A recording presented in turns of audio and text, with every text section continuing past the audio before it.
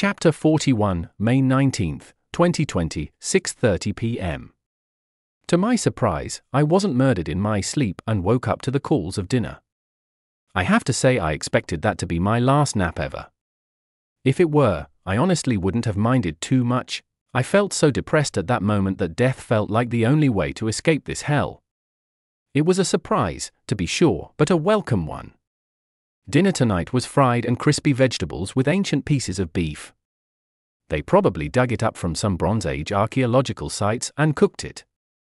That's the only explanation I have for it. Perhaps they purposely made every meal as horrible as possible for some sick kick. Some people like to watch the world burn. Nero certainly enjoyed seeing Rome go up in flames. As we were all eating and chatting away, I heard Morgan laughing away at nothing in the corner. I wondered what he could have possibly found so amusing before Madeline told me that nobody knew what happened to him besides the staff, who weren't keen on telling any details. They told us that his reason for coming here was confidential and that we couldn't just ask for it. Rumor is that he overdosed on PCP or something like that, she whispered in my ear. How do you know that? I asked curiously. His symptoms are incredibly similar to it. He sometimes appears to be incredibly paranoid, talks to beings that don't exist, and has strange delusions, Madeline whispered back. Strange delusions? I asked, confused. He thinks he's dead and in heaven. He even talked about all the people he met there, and it's incredibly detailed too. You can tell that he's not making any of it up because of that. He's fascinating, Madeline replied, looking over to him. Perhaps I could get to know him better. I went over to him against the advice of both Ashley and Madeline and started a conversation. For better or worse, my curiosity was getting the best of me. Hey, how are you? I asked, faking a smile. I've faked many smiles before, but faking that one was one of the most challenging things I've ever had to do. I'm good, he said before bursting out laughing and turning red from laughing so hard. Whatever affected him must have made virtually everything humorous, excluding the times he became paranoid. He reminded me a bit of that homeless man I once met. Tell me, what do you see around you?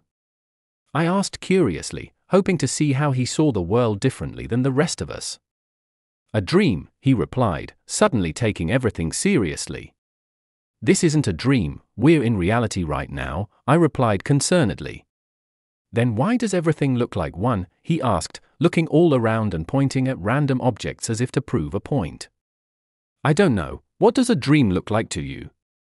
I asked, clasping my hands together. Everything glows unnaturally bright around you, and it all feels fake. Everything here is artificial, you're artificial, Ashley and Madeline are artificial, he said, pointing all around the room. Why aren't you eating your food? I asked, pointing at his untouched meal. I'm not hungry right now. I tried eating, but it didn't taste like anything to me. It's artificial like everything else, he said, sighing. Who do you talk to sometimes? I asked, curious as to what or who he saw. Just my friends, he said casually as if the situation was completely normal. Your friends? I asked curiously. Sure. There's Clay, Barker, and Sasha. Wanna meet them? He asked excitedly. Sure. I replied awkwardly. That was definitely one of the strangest situations I've been in during my life. Okay, here's Clay, he said, motioning to thin air. It helped to imagine what his friends looked like to make the situation less awkward for me. Hi, Clay. I replied awkwardly. He says it's very nice to meet you, Clive, Morgan said with a wild smile. Boy, that smile looked like he was one step away from cutting you up. It was nice meeting him too, I replied with gritted teeth. In a strange way, I felt like I was using him by asking all of these questions. I almost wondered if I was a terrible person for it.